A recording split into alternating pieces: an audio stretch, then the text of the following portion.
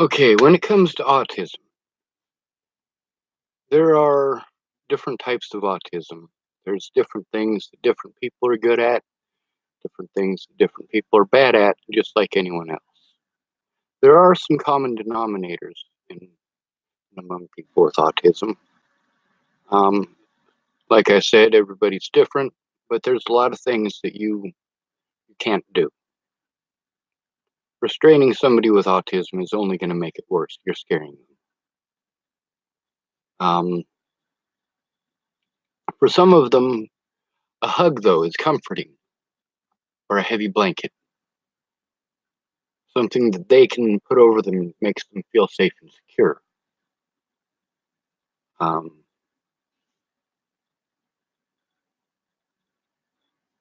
Listening to them.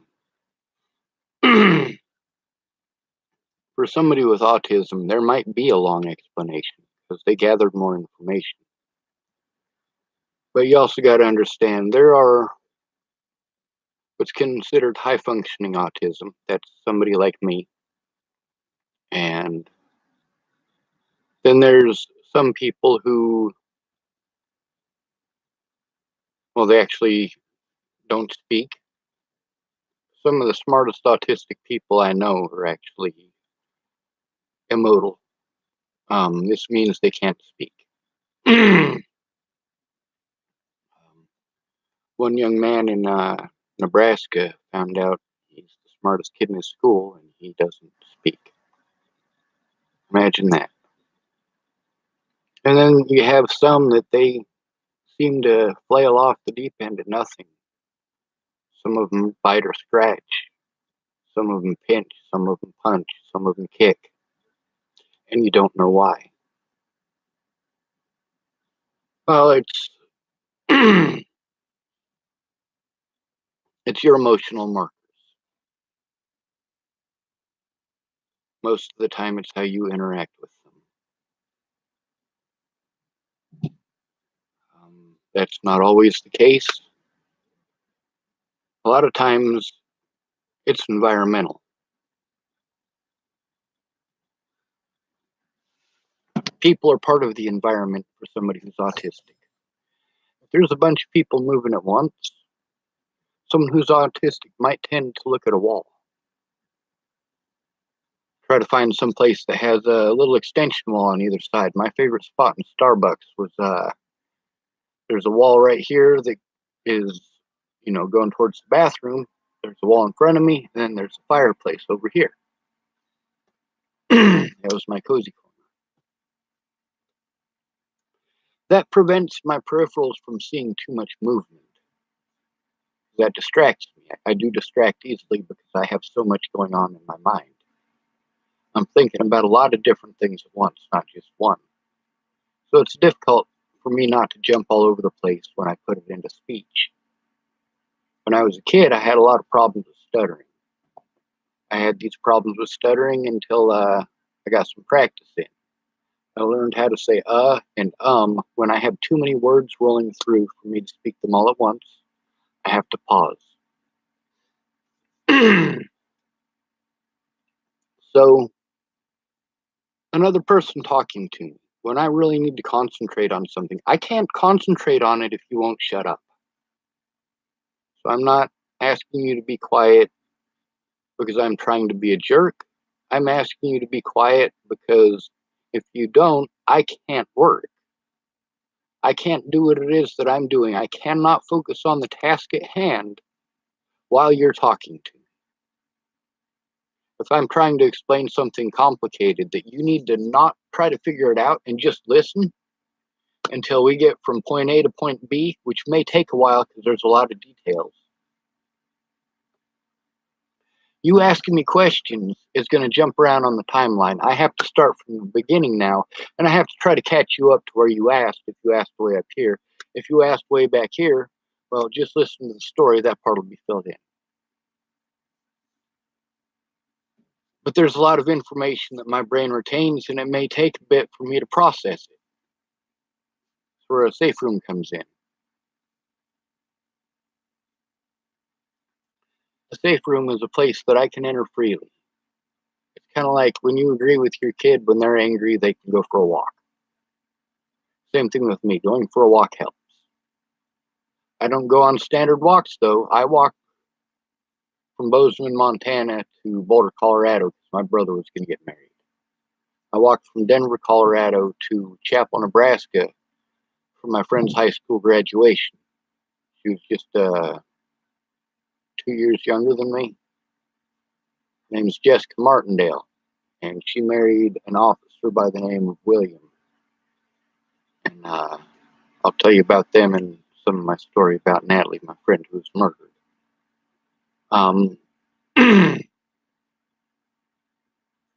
Doing things with my hands. I'm constantly doing stuff like this off camera. That nose thing that I do. That's my Tourette's syndrome. I try not to do it. I have to control all of my tics at once, and that's actually my worst one. It's gross. But also, I twitch funny. So a lot of times people think I'm on drugs. I'm bald on top. I look like a lot of Hollywood villains and a lot of Hollywood bad guys. And, not really many heroes in the comic universe are bald with a beard. Not like this anyway.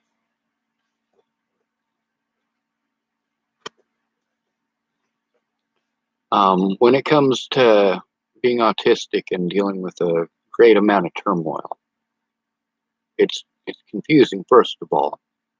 But second of all, I guess there's a guy on a game called Crossout that I used to play. And his name is Autism Saved My Life. He said, autistic people see the world for what it is. I've found that to be true. People who consider themselves normal by comparison with us, most of them seem to be living in a completely fantasy world, entirely constructed out of paranoias.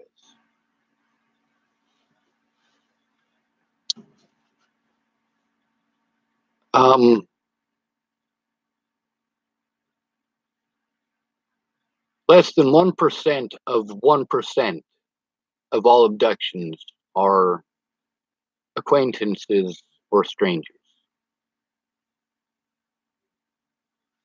These are the people you're the most afraid of. They account for less than 1 in 1,000 abductions. These are the ones you are paranoid of, though. These are the ones that you're scared of. These are the ones that you pump into your head. Don't look at that guy. Stay away from those people. When I say statistically, it's usually your dad. That is actually a true statistic. Dads steal kids a lot. They're also the number one person to molest them. For somebody who's autistic and has been through a severe amount of abuse, they might not speak. They might just wander around wishing that you would ask them to. Because when people ask you, they might actually listen. Whereas if you start telling them, they lose interest. Or they want to give you pretty words that, thank goodness, there are other autistic people, by the way. Because trying to explain stuff to most of you is darn near impossible. Somebody who's autistic actually grabs a lot of the details that I'm talking about. And that's difficult to explain to somebody who's used to small talking the whole time they're doing something. For me, if I'm working on a task at hand, I can work on that task at hand and talk about my own subject all I want. But once I start having to interact, it's too much for me to do this here in my hand and listen to you. Because now I care. Whenever somebody starts telling me a story, I start listening and I start recording. That's the way my brain works. And a lot of times when people are talking to me, I remember what I was doing at the time. Why do I remember what I was doing at the time? Because it was something important and it didn't get done, usually. Well, most of my projects I actually do get done. There's a lot of really, really big projects I want to do, but that's why I design the things I do. It's a giant Lego set for adults. It's so that you can make functional boats or airplanes or a car or drive your own tank down the street if you want to. Made out of recyclables, though. So it's not like it's going to be a real tank. You might use it for paintball, though. The airplanes would actually work. The components for the engines would all fit together like not like Legos, but the way that I explained it, I hope you understand that it's similar. Each piece of the engines for the bigger engines are actually an individual engine of its own. They'll just work differently. And that takes a lot of math, it takes a lot of sizing, and it takes a lot of things that most people don't think about. A lot of people just don't have the education for it. For me, I work in concepts. Um, that's something difficult to explain. For a lot of people with autism, they can go from one subject to another. They can change 5, maybe even 10 subjects in 2 minutes. For me, it's even more than that because I got more than one subject going on at once. And as soon as you start talking about something else, it starts getting crammed in there too. A lot of times people ask me a question and I won't give them the right answer. I know the right answer, but that's not what comes out. Because I got, let's imagine a guitar. It's got 6 strings. Each one of those is a line of thought. You pluck one of those strings, that's the one that you're focused on. What if you pluck a couple of them? Or you start interlacing another string in there? Pretty soon, these things are muffled. You're not necessarily going to get the same sound. You might hit the next string down and the sound's going to transfer to the next string up and it's going to be a lower sound. Or sometimes it's even more akin to derailing a train. You've got 1 or 2 of these that you're focusing on extremely, that thing that you're obsessing on.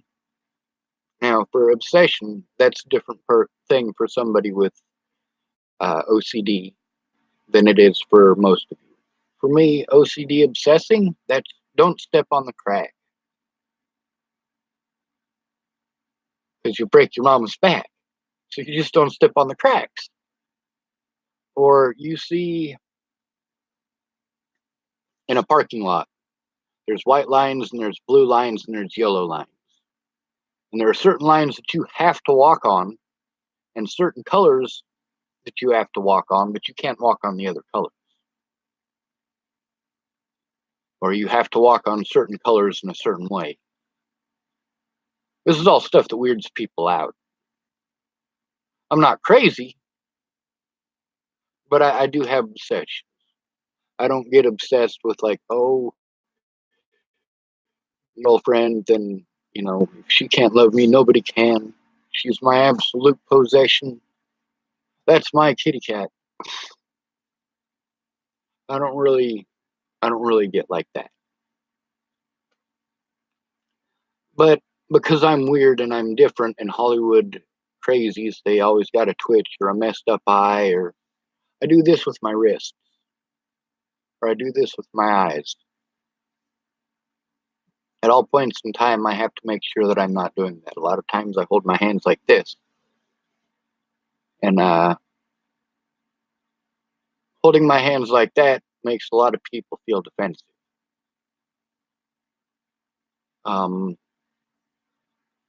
A lot of times I don't tell people that I'm autistic.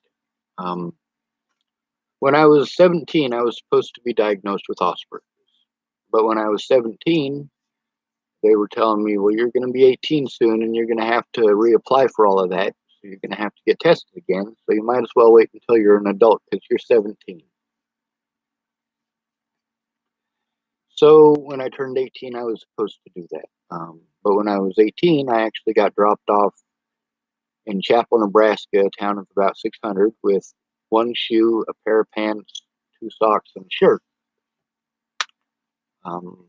It's a place where I know people, so I'm familiar with it. That's something that you will find is extremely important. Routine. The routine is important. If you're constantly disrupting their routine, it's going to throw them off. I know I get thrown off because I haven't been allowed to have a routine for about the last year. That's because of a friend of mine died, and the whole world turned into the Twilight Zone.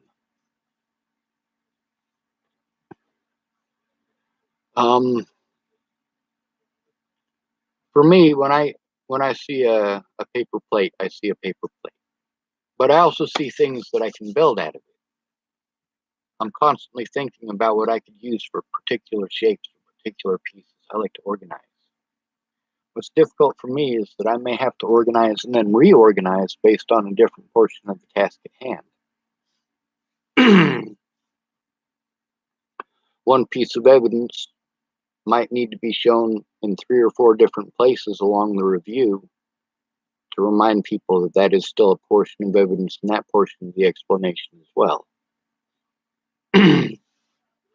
People who are not autistic aren't going to catch that as well. People who are autistic seem to have an ability to comprehend things beyond your ability.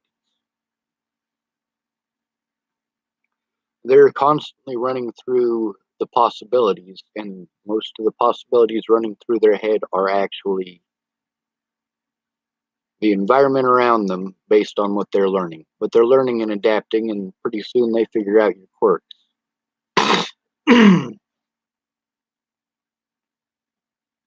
A lot of people don't like to play poker after people realize their poker face. With autistic people, they tend to catch on, and people do 2 things. Number 1, they share too much information. Most of the autistic people I know are wallflowers. I know I certainly was. Until I played superhero. Then it was important not to be a wallflower. The things that happened to me as a child, as an adult, I chose to make sure those things didn't happen to others. That means when somebody else needs somebody by their side to stand up to a bully, I'm that dude who's going to stand there, even if it leads to my death. So, if you were a zealot, a religious zealot, extremely gung-ho for the Lord, right? If you got an autistic person as gung-ho as that, and you got them into guns and weaponry, there's still a good possibility they're not going to go kill anybody. Even if you direct their life to do that. Even if you program their life to do that. A lot of autistic people I know, people don't think they have emotions. It's because we learned that we're going to get in trouble if we express them. We're not allowed to express them. We're going to be treated differently, and we might even take things differently. So for me, I learned growing up that people need to get to know me and my sense of humor. Once they get to know my sense of humor, we start to understand each other. I'm actually pretty good at getting jokes, which a lot of autistic people that I've seen their videos on the internet, they are the opposite. So I'm different in that aspect. But I'm different from almost every stereotype you would expect out of someone of my upbringing. I march to the beat of my own drummer, and I got sayings I like to tell myself, like, to all those from the cookie mold, I will never be a moldy cookie. What you can do for somebody who's autistic is not constantly change their environment. You need to not do that all the time. That's a big no-no.